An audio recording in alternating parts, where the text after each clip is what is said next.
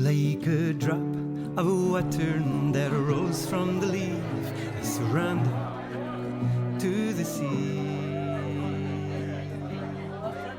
Like a drop. Hi everybody, can you hear me good? Yeah. Okay, cool. It's an absolute honor for me to be here sharing with you guys. You know, I'm thrilled and I'm also blessed, you know. But the reason I say it's an honor is I don't mean like, oh, well, thank you, it's such an honor to be here. And I'm not on that one. I actually mean in the way of that each of us carries an electromagnetic frequency and we have this field around us. The research I've been doing is saying it's about 5 meters extends, this electromagnetic field extends about 5 meters around us, away from us, and it gets weaker as it goes away. So 5 meters, look, that's pretty much from, if I was in the center, that's the whole of this stage, roughly, would you say, more or less? So that goes that way and it goes this way. And it doesn't just go out like this, it also goes like this as well. And there's a pattern to it. So you remember when you was at school and you, did you do that experiment where you took a magnet and you put it under a piece of paper and you threw the iron filings on top? And then the iron filings coalesce to the pattern of that magnetic field, yeah? Did any of you guys, you know that one? Yeah. And what about the ones, you know, where they put a board on top of a barrel or a steel drum kind of thing, and they put different sound frequencies through it. And as they shift the frequency, it actually affects the mandalic pattern. They throw sand onto it, and then it actually creates these incredible mandalic patterns. And also, the higher the frequency, the more intricate that pattern becomes. It's amazing. And what's also amazing here is that, you know, we kind of tend to think that energy follows matter, but actually it's the other way around. Is that matter coalesces to energy and to the field of energy, as is shown in when you throw the iron filings. It goes to the patterning of the magnetic field, yeah?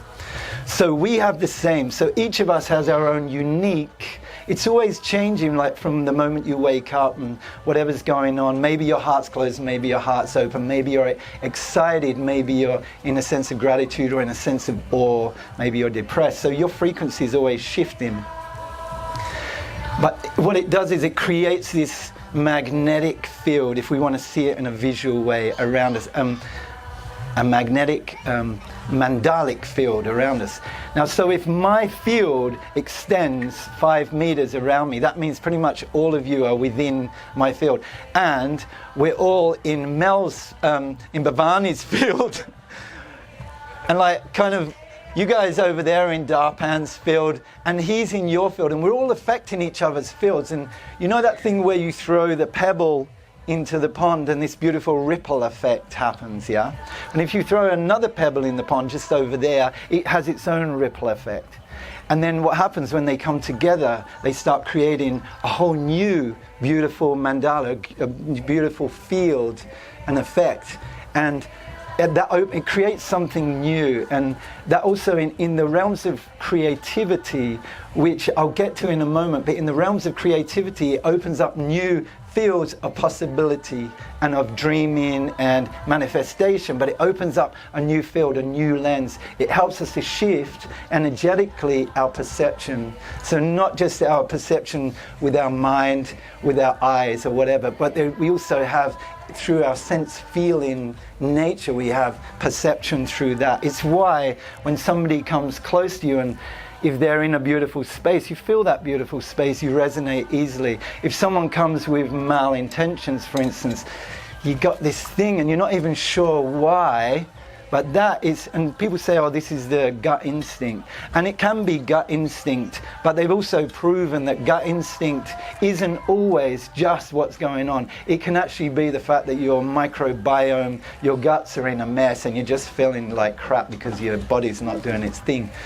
But on an energetic level, you actually do sense, we do feel and sense into our environment and into who is coming into our environment, including technology and all of this and the Facebooks, and that's why we can feel so drained so easily with these kind of things.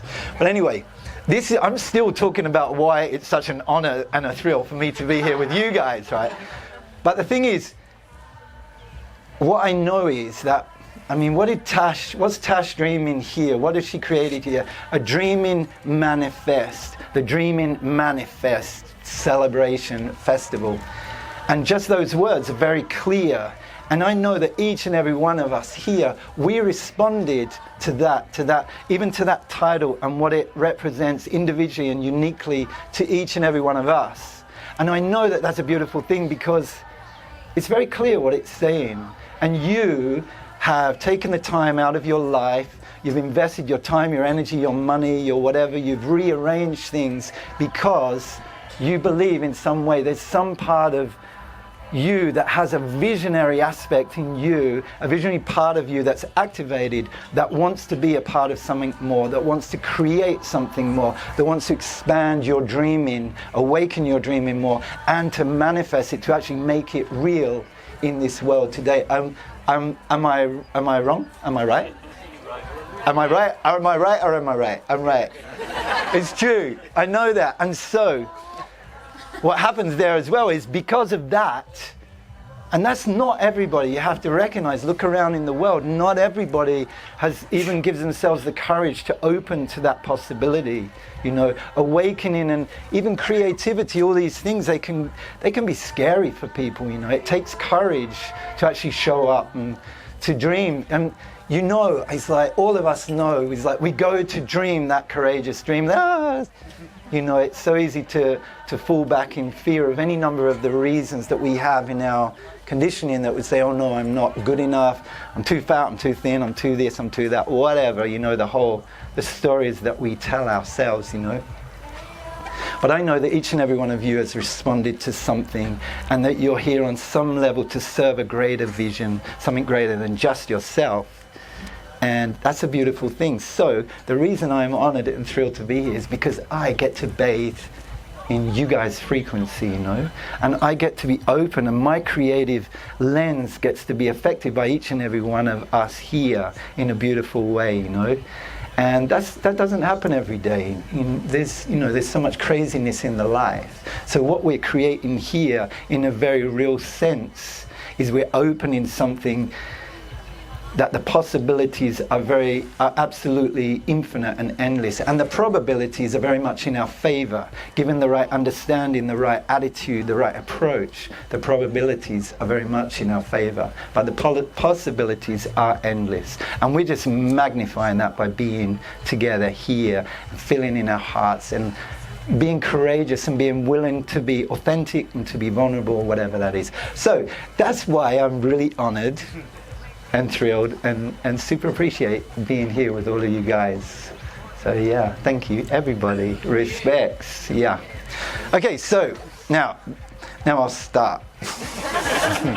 I'm doing my best. I can get so tangential. I can so easily go off onto tangents, and I start digressing, and then I kind of digress off of my digression, and it's like, where were we? I'm happy where I am, but what were you saying, Jarah? So if I actually digress too much, you're welcome to, Jarah, you were talking about your mother. Oh, my mother? Yeah, anyway. So you're welcome, Jarah. What were you saying about that? Okay, so we'll go back to Dreaming Manifest. And the title of this talk, Tash gave me a call the other, Jarah, what are you calling your talk? And I was like, and I was just working on a piece called The Creed of the Empowered Creative. And the Creed of the Empowered Creative is basically like what it means to live an empowered and conscious and creative life. And what would be the creed? What would be the map, the roadmap to that? And as I'm working on that, and it's also as opposed to being the disempowered, disenfranchised, distracted victim to life, thinking that we are just subject to life and that we don't have some way of actually leaning in to empower ourselves in our creative engagement with life. So I was working on this, the Creed of the Empowered Creative. So I said, the Creed of the Empowered Creative. And she said, can you kind of, what does that mean? I said, okay, well, how about crafting an extraordinary life, So there you go. That's the title, Crafting an Extraordinary Life. So I think it was Aldous Huxley said, there is that which is known and there is that which is not known, and in between are the doors of perception. So it's about how we perceive everything. It's about, our perception is how we get to experience this life, yeah. So the first thing worth perceiving is that life itself is extraordinary, you know.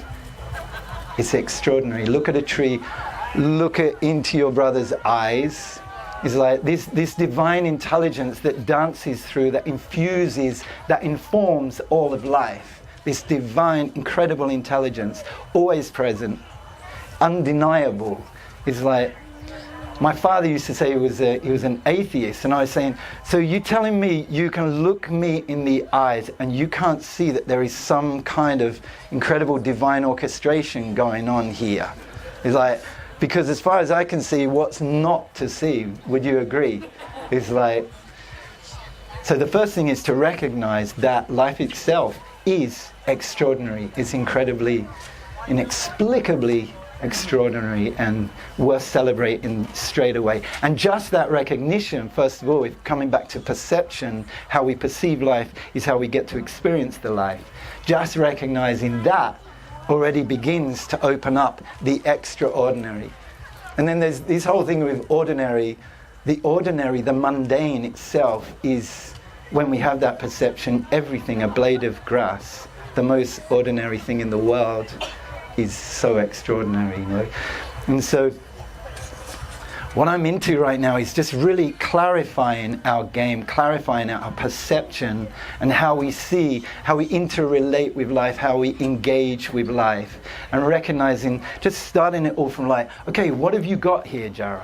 What's going on? Let's just clarify your game, you know. And so first of all, we're in this world. It's like mind, body, spirit. Let's just start with that. We're spiritual beings. We're physical beings. We have this whole dance in between, and they can seem so, you know, I'm either going to sit in the Himalayas and into God, or I'm going to lean into life and create.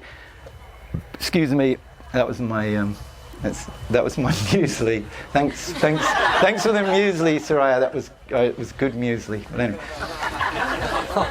Or we can just so get engaged with life that we lose ourselves and we end up lost and so identified with the story of our life and so attached to the outcomes of everything that we end up creating more suffering for ourselves, you know. But I find myself, and I imagine a lot of you guys do, where you're kind of in between both of the worlds, and it's about marrying both of these seemingly exclusive parts, but actually they're not exclusive, they're actually totally and entirely mutually inclusive, and that we can leverage both sides, our spirit, our essential nature, our relationship to who we are at an essential nature, at an essential level, who we are and what we are, and who we're not and what we're not. So we just really clarify that space of who I am. This is just bringing it down to like basic as we can get it. And then on the other hand, here I'll use the image of the medicine Buddha here. Now the medicine Buddha in one hand holds the chalice. It's the empty, it's the full, it's the all, it's the nothing. It's the, there's more space between the atoms than there are atoms in the universe. This whole thing that infinite consciousness creates life. You know, all life comes through consciousness. This ultimate truth. Yet, at the same time, there's another ultimate truth at play, and that's that there's a baby in my arms. It's the physical, and this is the lotus in the other hand of the medicine Buddha, which is the fecund, the physical, this earthly realm in which we find ourselves playing. And so this is that, the baby. We need a roof over our head. We need to feed ourselves, so we can sit and arm and be in our essential nature as much as possible. But actually, here we are, and the Buddha, the medicine Buddha, sits in the middle, holding both.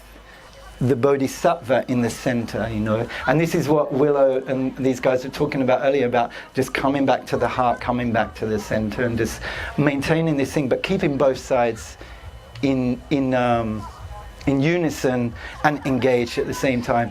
So the first part that needs to be recognized, I see, because we're so out there in life, we're constantly looking outside of ourselves, for validation, for fulfillment and all these things. We've been trained, we've been conditioned to be constantly going out there. And we find ourselves caught up in it again and again and again. We keep having to pull ourselves back to remind ourselves, yeah? And so first, for me, it's like establish your essential connection to your essential nature. And this can be like, oh, but the Buddha says you've got to meditate for 20,000 lifetimes or whatever. I don't have time for that. I don't know if my last 20,000 lifetimes I did meditate. I've got a good idea that maybe I didn't. But the mind will tell you that it's hard to actually make this full connection with who and what you are at an essential level. But I think it's essential practice if we want to be able to walk and create an extraordinary life for ourselves. Because if we're just caught up in, okay, we dream this amazing dream, we go for it, we're so identified with it, and we're so attached to the outcome for it to unfold in a certain way, that when life happens, as it does, and it doesn't come out the way you want it, or you're just so attached to it all, you create suffering for yourself. And there's already enough suffering going on in the planet as it is, So with the understanding, the recognition of who you are, you remember that this is all a game. And that this is all infused with this divine intelligence. There is a natural divine, there is a greater hand at play. Somehow we find ourselves here dancing in between. So first of all, it's to go into that full self-inquiry as to who and what you are. Where do you begin and where do you end? Actually really establishing that essential connection to yourself. And then once you establish it, which I imagine most of you, I know that we already do. All of us, we go in and out of that all the time. When you're in that flow state, when you're in full presence, but then we fall out of it all the time. But if we actually consciously establish that relationship, deepen it and maintain it through the whole of our lives, like it's lifestyle. It's not about, oh, let's do this now and get into it for a while. No, it's like actually making it a part of your life, because without it, you get stuck, we get lost, we get completely identified, and we create more suffering in our life. And, pain and suffering are two different things. Pain is inevitable, it's a part of life, But suffering is a choice. It's our relationship to the pain and the struggle of life, So, actually, if you guys are up for it, maybe we can take a few steps into that self-inquiry, and I can share with you a little bit of that. Because the thing is, it's all very well me talking and me sharing this stuff, but unless you confirm it for yourself, it's just more words and babble, and it's not really going to do that much. So if you guys are up for it, let's just take a few moments here and just do a little simple self-inquiry. And the mind will tell you that it's hard. The ego will tell you that it's hard, but it's not true. It's actually the simplest of things. It's just about shifting where we're looking. It's about shifting our focus. So if everybody just maybe close your eyes, just allow yourself just to settle down wherever you are. And this is simply just an invitation to being. Just being in your being as you are right now. So you don't have to be sitting in lotus, you don't have to be anything, just be where you are. If you're a bit uncomfortable, maybe shift it a little so you can just relax a little.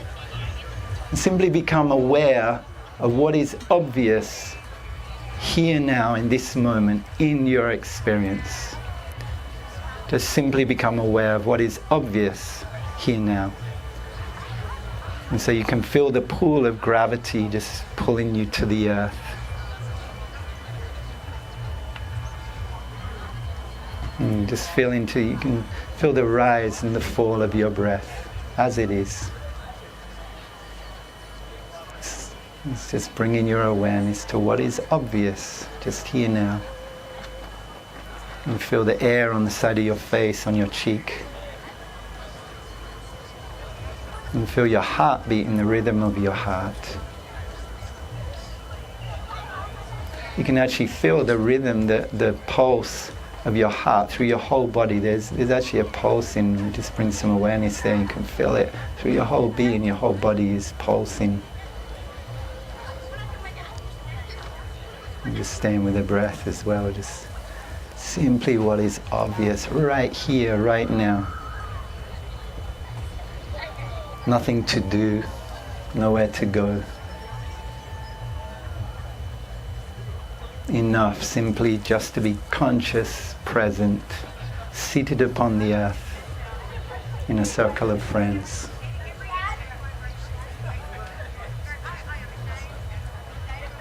So just becoming aware of the sounds around you.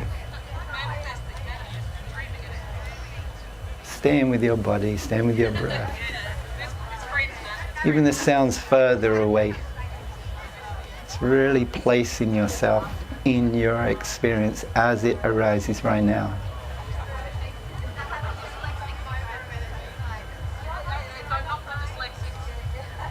So this is just what is. This is just as you are right now. This is life as it is, given by the divine hand in this moment.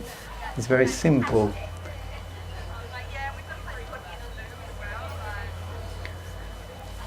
And so we're just allowing, we're just being, we're allowing what is right now. And ultimately what we're talking about here is absolute radical acceptance of that which abides here now in this moment, not needing to change anything. Absolute radical acceptance of that which abides here now in this moment. So we're just allowing ourselves just to drop in and be. If you feel uncomfortable, just move it about, whatever you need to do, breathe a little deeper. Just take care with whatever needs to be taken care of and simply be with whatever is right now.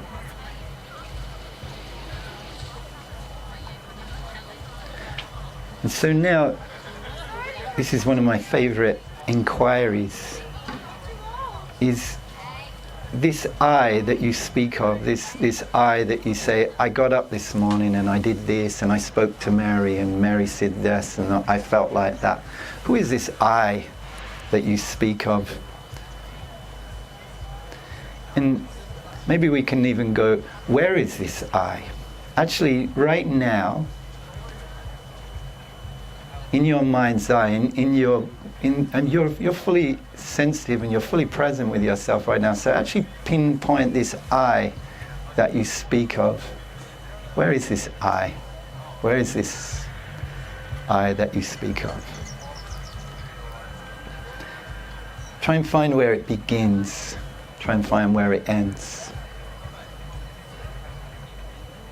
If you can.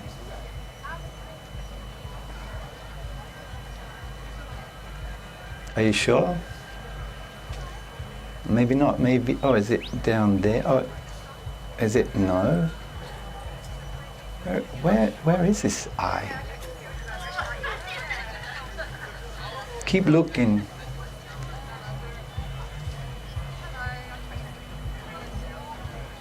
You know, sometimes you can go, yeah, I've got it, it's just there, back between my eyes. But then all of a sudden it's, oh, no, maybe it's a bit lower. So where do you end? Do you end at your body? Is that bird a part of your experience, a part of who you are right now, of what you are right now?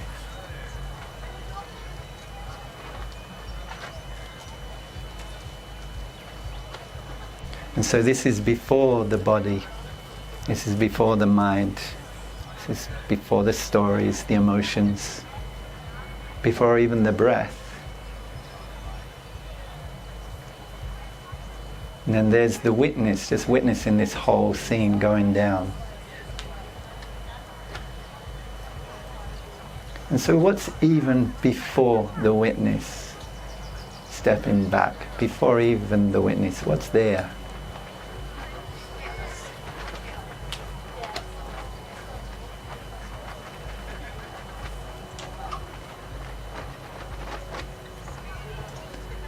And this isn't a conceptual exercise right now. This isn't, you're not thinking about this. You're actually just feeling, looking, sensing inwards.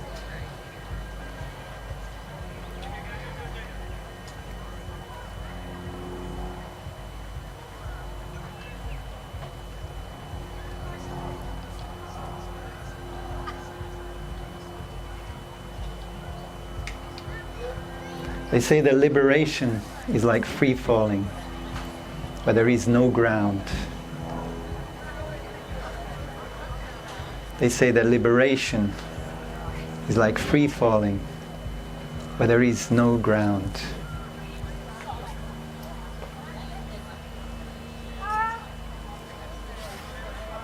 No grasping, no seeking, no push, no pull. Simply allowing that which abides here now, in this moment, seated upon the earth, in a circle of friends. And just notice that it's actually really easy, it's really simple. It feels really good.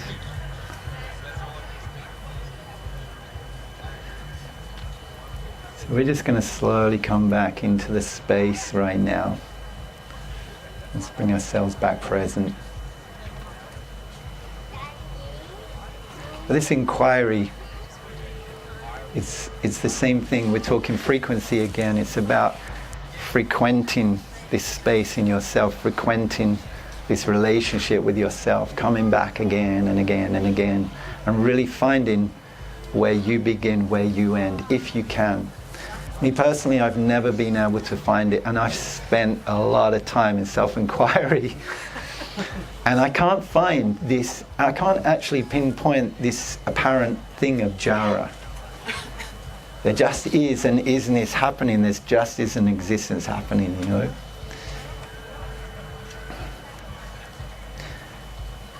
I flip into it, I flip out of it. I get lost in my mind, I get lost in the world, in creating an extraordinary life for myself. But I know how to keep coming back here, to give myself some solace, keep deepening that relationship with self. In the end, it is essential and it's inevitable. But it depends how much time we want to spend looking outside of ourselves, looking for external validation, etc., to fulfill ourselves, until we realize that nothing outside of ourselves is going to do it. But we have to go out there and we have to confirm it for ourselves. We have to go in here and we have to confirm it for ourselves. So that's the one side, that's that side. And then we come into the other side, into, okay, so here we are and life is happening and we're at this dreaming manifest. And Tash was talking the other day and she was speaking about, oh, it's the magic. And I was like, yeah, this is a magic dreaming manifest. Let's dream some magic here. So the thing is, we can dream these wild and wonderful dreams and we can go for it. But if we keep deepening and maintaining this connection to essential self, we can play the game without getting lost and screwed up by it and suffering for it. So we keep both sides, like the medicine Buddha, in play. Because apparently that's the game, that's the deal. It's like, that's what we've got, so let's do our best, but let's keep it all maintained. And it's really simple, keep it all really simple. So this magic dreaming. And then she spoke of courage, and I love this thing of courage. So you want to live an extraordinary life. We want to live an amazing life. It's like, it takes courage, you know. So what about a courageous dreaming manifest? How courageous can you be in how far you're willing to dream an amazing, wild, beautiful, incredible dream for yourself today, this weekend? And then, you know, we can also think the same way about this whole year. I mean, right now, in some ways, a rebirth is a recalibration for all of us. Back into that frequency is that something, none of us will walk away from this experience this weekend the same. It's already too late, there's no going back. So it's like a rebirth on some level. So we can even say, okay, this is the beginning of a whole year's cycle. I don't care what the date is or where the moon is right now, any of that. Either way, this is happening right now. So how could we How can we bring more courage, not just into our dreaming right now, but into our whole next year? Like, how about this one? How about taking this one on? How about committing to bringing more courage to every day for the next year, just for the next year? 365 days, go on. A little bit more courage into every day. That means, it's like, because success can be measured, and success means a million different things to a million different people, yeah. But success, I can't remember who I got this from, but success can be measured in the amount of uncomfortable conversations you're willing to have. But it's true, the amount, how willing, how courageous will you be, because you have your vision. You know, first of all, you've got to have the courage to dream a wild and wonderful, what is it, shoot for the stars and you might land on the moon, we're good, you know. But it's measured in the amount of uncomfortable conversations you'll have. When Tash, she's inspired, oh, I wonder if Darpan would Darpan say yes? You know, she's got to step behind that, oh, but maybe he won't, maybe he this, or maybe, oh, I wonder if I ask Murray, oh, Murray would never come, maybe he will. You know, it's like, just ask, Tash, you never know, you know. It's like, whatever it is, you know what I'm talking about, you know that. Get in your head, you're dead. Yeah, get out of your head, stop worrying about it. It's like, go for it. How courageous can you be? Courage is a decision and it's a practice. It's like you get better at it with practice. You also start to get excited by it because, you know, we don't like change, actually. It's like, we like things to just stay predictable, and we love variety and we love to be entertained. But for us, actually, to change, it's uncomfortable, and we tend to try and push it away, you know. Because then we have to step out of the comfort zone. And what the comfort zone is a place where you go to quietly die. or there's another one, it's like the comfort zone is a place to rest. It's not a place to live, you know. And it's certainly not a place to live a courageous, authentic, extraordinary life, you know. It's like you have to be willing to be courageous. You have to be willing to be uncomfortable. Get comfortable with the uncomfortable. Master it. Love it. Because the other thing about that is the human spirit thrives on challenge. The human spirit thrives on challenge. We love challenge. The spirit loves challenge. We don't like the thought of climbing the mountain, but when we're climbing it and we know we're going to get up there, and it's like when you tell a story or somebody's telling a story and you're like riveted, you're listening. It's not when they were saying, yeah, we were sitting at home and we were watching the 4th series of thingy and the popcorn was the same as it had tasted for the last 3 months, you know. We're kind of like, we're gone, you know. But when someone said, oh my God, and then Mary lost her bag and that had all the water and we were so thirsty, but we knew if we didn't get to the thing, and you're like, and you're feeling it, you're there. It's that challenge that ignites and inspires the human spirit. So the human spirit thrives on challenge. And this is actually this bunch of scientists, they got together and they got these 2 big vats and they filled them with amoeba. So big vats of amoeba. The same amoeba, they put half in one vat and half in the other vat. And this is why I'm saying the human spirit thrives on challenge. Even amoeba thrives on challenge, right? So they gave one of these vats, one of these amoebas, like the full amoeba paradise. They fed it like 3-course amoeba meals. They gave it the perfect temperature. They wouldn't really played nice music. They just like amoeba paradise. And the other one, they gave electric shocks. They froze it. They bashed on it. They put heavy sounds and bombs. They just gave it amoebic hell, you know. And so what do you think? Like after I think it was after a month or 2, they went back to these vats and they opened the vats up and they checked them out. Now the amoeba that had been given like amoeba paradise was this flaccid, turgid, like, yeah, I'm amoeba. The other one, can you imagine? The other one was just like, they opened it up and it was like, amoeba! It was like, what do you got? You know, bring it on. It was alive. It was like, I'm ready, next round, let's go, let's live an extraordinary life. This is like, can you imagine where that amoeba is now? It's like, yeah. Anyway, the human spirit thrives on challenge. It's a good thing to remember, you know, when you want to fall back into mediocrity and comfort. Because I don't believe that's why any one of us are here, you know. This life is not the humdrum, get born, live and die. Everything is as it seems, clearly, you know. You know, this is about the evolution of the human soul, human consciousness. We're in this beautiful, majestic, galactic, cosmic, whatever school you want to call it. I mean, personally, I won't get into all the galactic stuff. I'm slightly galacto intolerant myself. It's like, that's great. I'm really glad you're doing that on the 46th dimension, but did you wipe your ass this morning? Or like, you still got some, it's like, your flies, whatever, you know? No, I'm not knocking the 46. It's like, Jai-ho to all you crew on the 46, you know. But I'm really interested in what you're doing right now. I want to know how you're going to live your life right now, you know. Because, and the reason I'm excited about this and the reason this means so much to me is that I've got 2 beautiful daughters, right? And they get to inherit this world, this planet, once I'm gone, you know. And to be honest, I look around in the world and I'm like, damn. Gosh, there's plenty of challenge around, you know, there's plenty of crazy stories going on, so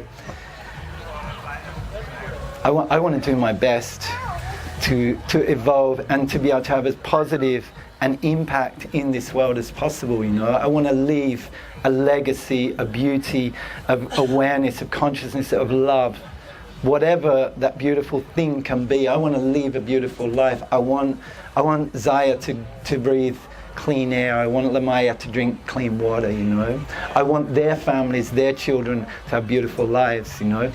And so I'm doing my best. I'm up for the challenge, you know. How willing are you to be just a little bit more courageous in your dreaming? Because that's all it really takes. Not just to be courageous, but to act on those courageous promptings, you know. And this brings us back to the innate and divine intelligence that dances through all of life. It's here, always, always present, ever present, always available. Just as is that space that you drop into in that meditation there, where we just start going into and expanding into this, what we are before all the stories, that prior state, that energetic, that feeling is actually accessible at any time. And the more you frequent that place, the easier it is in one moment go, hey, hang on, I know who I am, I know who I'm not, you know, breaking away from all those barriers and the separation, just dropping in and coming back to the breath, the breath, the breath, the breath. Okay, you know I was talking about those tangential digressions. I think I just went one there. The divine intelligence. So I'm just going to lean back into that and breathe right now, you know, because it was about my daughters, wasn't it? It's about the 46th. Oh yeah, I think I didn't come. I think I'm somewhere between the 46 and back here still right now. The willingness to breathe a little deeper. Even breathing deeper seems uncomfortable at times, you know. It's like we get into this shallow breath that just really doesn't end up serving us in so many ways. But taking that deeper breath, being willing to go that one step further, and the courage to follow through with your dreams, you know. Yeah. So it's about clarifying the game. And the other thing I would talk about here as well is like tidy house, you know. If your world is full of unfinished business, clutter and craziness, and you're already wanting to create this new dream, but you can't even find your undies, you know, it's like tidy house. And I'm not just talking physically, I'm talking unfinished projects, I'm talking unfinished conversations, uncomfortable conversations that you need to have to tie something up or to face a possible shift in your life, but you're putting things off. All these things that you're putting off, all this mess is robbing you of energy in the moment, you know. It's like become impeccable as you can in your life. Your bedroom, your mind, your emotions, your relationships, clarify as much as possible, tidy it up. And if it is a big mess, I would actually focus on tidying that up first, before you're going to start dreaming something up, because you're just going to get exhausted and burnt out, you know. So first thing you can do, even before you've got that courageous dream, is tidy up as much as possible, clear the ground, you know, so your game can be clearer. So when you engage with the life, you've got more energy, more clarity, more passion, more willingness, and less distractions. Because here we are in this world, and that's half of what we're dealing with, isn't it? Is all these distractions. It's like life at this day and age is a crash course in distraction or not getting distracted. Because you're either getting distracted and you're ending up here, or just in busyness and not doing anything that really is going to move your dream or your world. Is not going to really leave a better world for my daughters. I'm either doing something creative and actually doing it, or I'm just wheeling the wheels and, you know, burning energy, taking up space. So that's a bit heavy, but in a way, do you know what I mean? Well, one of the people I follow, she says, you're either part of the solution or you're a part of the problem. You know, and this is the thing. Check this out. We are all innately, not by birthright, but by essential nature, we are all artists. We are all creative by essential nature and by essential mechanism.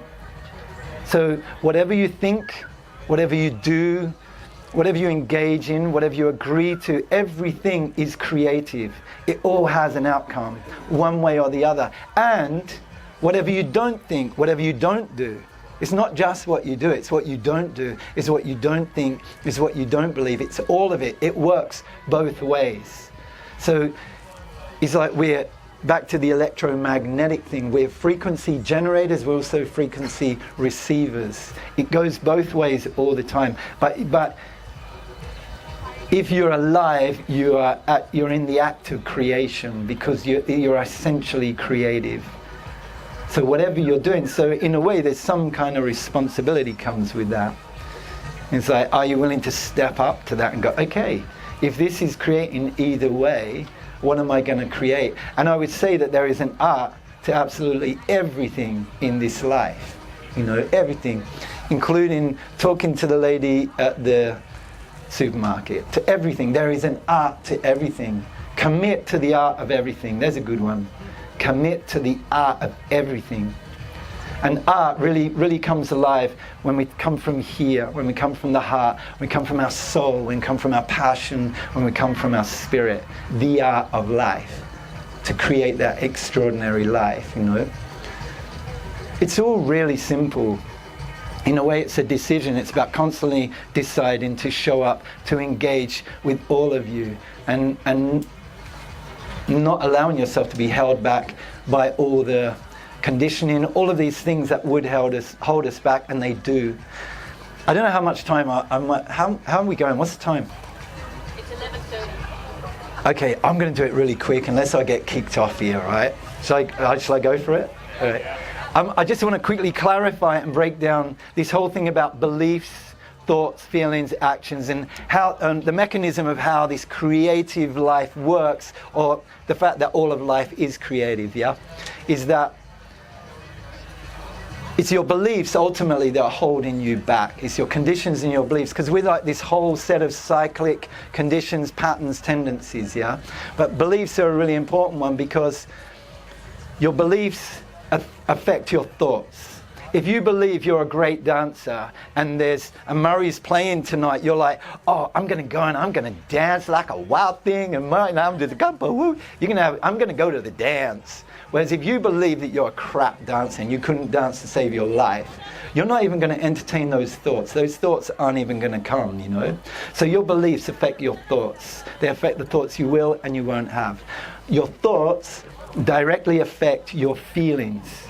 So if you're thinking happy thoughts, you start to feel happy. If you're thinking crappy thoughts, you start to feel crappy, and all of that. As soon as you think something, it's like you have this immediate shot of bio-neurochemical cocktails that go into your body to confirm your thoughts. And it's this whole confirmation cycle thing going on. So your beliefs affect your thoughts. Your thoughts affect your feelings. Your feelings affect what you will and you won't do. And that's in the way, you know, you can go, I'm going to do this, I'm going to do this. But if you don't actually feel it, there's a good chance that you're not going to do it. You know, have you seen that in your life? again and again and again. Whereas if you feel like doing it, you're just going to do it. You don't even have to go into this I'm gonna about it. You don't have to use your willpower, you just feel like it. So your thoughts affect your feelings. They affect what you will and you won't do in your life. And what you will and you won't do in your life, your actions, your behaviors, affect the outcomes of your life. Yeah? It's straight up mechanics. If you do, if you're gonna have the uncomfortable conversation, if you're gonna, whatever it is, put the plants in the garden, whatever it is you wanna do, it's like, if you don't feel like it, you don't do it. If you do it, it happens, and life evolves one way or the other. And then that then reconfirms your beliefs. Yeah? So it's this whole cycle. Beliefs affect your thoughts, affect your feelings, affect the actions that you will and you won't take, affect the outcomes in your life. And then they go to reconfirm your beliefs. Now, half of the belief systems that you're running on, you probably set them up when you were a teenager, when you were like 14 or 15 and like, oh my God, and you set up some crazy beliefs at that stage and you're still running on some of those beliefs. I don't know, my daughter was pretty nuts. I was pretty nuts when I was a teenager, you know. So the thing to understand about a belief is your belief is a decision. You know, how do I change my beliefs? The belief is such an amorphous thing. Change your beliefs, but I just believe this. Well, if you understand that your belief originally was a decision, you could think of beliefs as decisions. At one stage in your life, even in utero, you decide that a certain set of circumstances meant a certain thing. The dog came and barked at you when you were a little baby, and it created this reaction. You're like, oh, dogs are dangerous. So the next time you then reconfirm that, you know, you was already in that, and then of course the dog responds to that. So you decided because that dog might have just been like, oh, you know, like really happy to see you, and it wasn't dangerous at all, but you decided it was, you know. So you made a decision that a certain thing meant a certain thing, and that's how we create our beliefs. So if you understand that a belief is a decision that you made, a decision's a lot easier to change. I can decide something else. You know, it's like, well, what am I going to decide to believe about a certain situation or my life or the possibilities in our life? You know, because again, the possibilities are endless, and given the right outlook, the right understanding, the right belief, the possibilities, the probabilities are very much in our favor. Beliefs, thoughts, feelings, actions, beliefs. Your beliefs are decisions. So, and you can choose what you want to decide. Are you going that way or that way? What is it going to be? You know, you decide. Apparently, I'm going to finish with this. This is actually kind of like a curveball from the left. Apparently, we decide our decisions. Well, science has already proven that, you know, there's a yellow, a red, and a black ball. You say, okay, you make the decision, I want the red ball. Did you just make that decision? Yeah. Well, they actually measured it in your brainwaves 5 seconds before. And then say somebody like Ramana Maharshi, the great Vedantic saint from India, he said that everything is predetermined and that actually choice is an illusion. Now this is a funky one because this is where the ego and the mind kind of go, well, why are we even... I don't know, but here we are for some reason. And this is coming back to the medicine Buddha, the all and the nothing, where everything is predetermined, where there is no choice. Then what are we even doing? But hey, here we are, and on this other side, life is calling us. There is an invitation in all of life to wake up, to engage, to lean in. And actually, to become fully present, we have to engage and lean in. It seems so dichotomous and it doesn't make sense. Another one of my teachers, Lisa Cairns, she came, in India, we were in satsang, and this guy said, but what do you mean there is no choice and she said, I have nothing for you here. I've got nothing to teach you. And he's going, but what do you mean there's no choice and you've got nothing to teach me then? Then what are we even doing here? And she said, I know.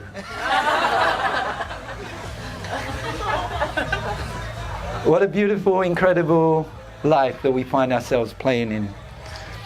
Either way, I don't know. I'm definitely with Ramana all the way, and you know, and that's where the self-inquiry comes from. But I also am with the goddess, and she's just calling me to engage and to lean in and to create. And so I'm just going to have to accept that both truths seem to be at play, and I'm going to lean in anyway, whether I'm being played, because here we find ourselves the player and the played. And what an extraordinary opportunity.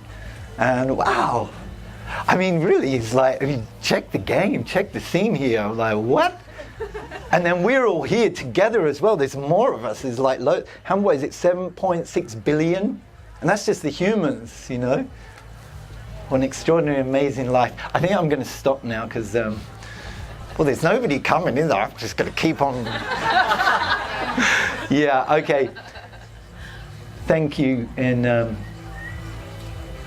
I really pray that each and every day from right now, let's just do a year. Let's just do a year, okay? We'll commit to it. If you're up for it, let's commit to every day for 1 year. It's only 365 days. I'm going to commit to being a little bit more courageous. In fact, or even a whole lot more courageous. Because if you want your life to change, if you want to live an extraordinary life, that is what it's going to take. And it's actually really simple.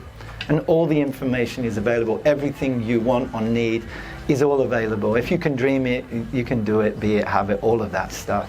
Dream something greater than just for yourself. Dream something, you know, that's going to serve a greater good than just yourself, and you're so on the right track. You know, it's really simple. Stay here. You know, trust yourself and go for it. And remember your friends and community. Take care of each other. Inspire each other. Stay in each other's fields, man. Yeah, and thank you so much for sharing this little exploration, this little journey with me right now. And yeah, I hope to connect with a whole bunch of us in the next couple of days. Thank you.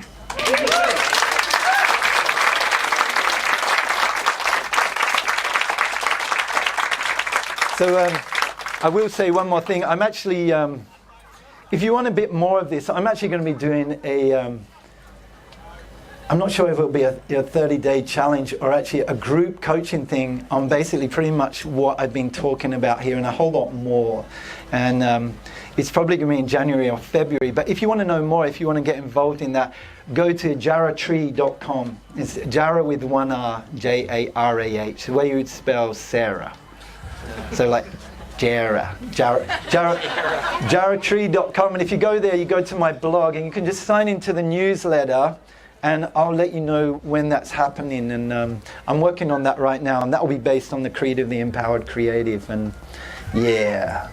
And if you forget that name, just go to the Dreaming site, and I think the site's on there as well. Thank you so much. Have a beautiful time. I love you all. Thank you.